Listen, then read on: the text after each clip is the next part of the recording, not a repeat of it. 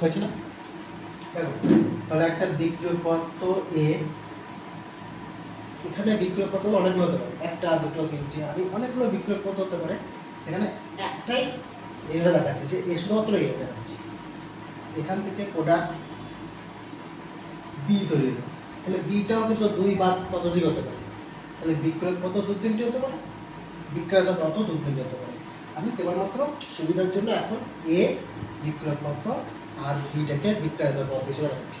দেখো মনে করো যখন বিক্রিয়াটা শুরুই হয়নি তখন টি সমান 0 সেকেন্ড যদি বলি, তখন এই বিক্রিয়ক পদার্থের গাঢ়ত্বটা কি হয় বা পরিমাণটাকে ম্যাক্সিমাম হয়, সেই ম্যাক্সিমামটাকে আমরা এইভাবে লিখি কনসেন্ট্রেশন অফ এ নট, মানে এইটাকে গাঢ়ত্বটাকে আমরা তৃতীয় বন্ধনীর মধ্যে লিখি, এইটাকে বলা হয় কনসেন্ট্রেশন অফ বা এ বিক্রিয়ক পদার্থের গাঢ়ত্ব।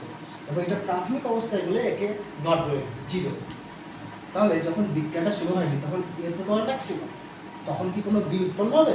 হবে না, তাহলে এটাকে বলছি জিরো। সে দেখবে যে স্যান্ড ওয়াচ বলে এক ধরনের জিনিস আছে, অনেক সিনেমাতে বা দেখতে হবে, তো এরকম এইভাবে সে এখানে বাড়িগুলো পড়া থাকবে, তাহলে আমি এটাকে বললাম এ আর এই পাত্রটাকে বললাম বি, তাহলে সে নিশ্চিত আছে। যেই মুহূর্ত থেকে এটা উল্টে দেবো মনে করো, তাহলে ওপরটা হলো এ, মানে বিজ্ঞানের স্টার্ট হতে রেখেছে, তাহলে কি হবে এই উপরে যদি এখানে বালিগুলো থেকে যায় মনে করো, এখানে এবার এ এটা বলা বালিগুলো আছে, তাহলে যেই টাইমটা স্টার্ট করে দেবো তখন বালি এখান থেকে এদিকে পড়তে শুরু করবে।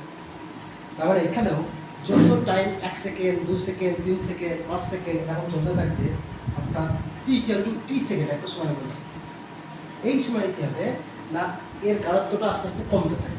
আমি সাপোজ করলাম যে এক্স গ্রাম করেছে বা এক্স পরিমাণ করেছে, তাহলে এটাকে ধরছি যে 100 গ্রাম গাঢ়ত্বটাকে, গ্রাম ধরা উচিত নয়, তবে পরিমাণ হিসেবেই বলছি, এটা 100 গ্রাম ছিল, যে উপরে তুলে দিলাম এখানে মানে টাইমটা স্টার্ট করে দিলাম 100 থেকে কিছুটা পড়ছে, আর এটা হচ্ছে 10 গ্রাম পড়েছে, তাহলে যে 10 গ্রাম পড়ে যাবে সেখানে কে তৈরি করবে বি, তাহলে হচ্ছে এক্স পরিমাণ এ ভেঙে গিয়েছে, এক্স পরিমাণ যদি ভাঙে এ, তাহলে এক্স পরিমাণ কে তৈরি করবে বি, তাহলে এ আর কতটা আছে না এ থাকবে এই যে concentration of A not minus x, এটাকে আমরা একটা ফোকাস করবো এইটাকে concentration of eight, eight litre লিখে নাও।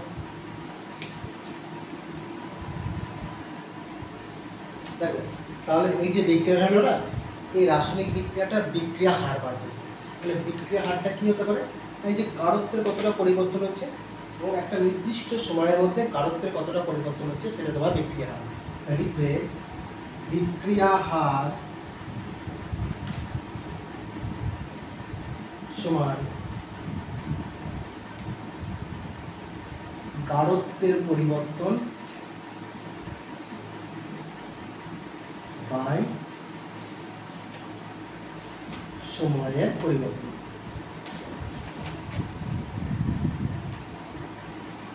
ঠিক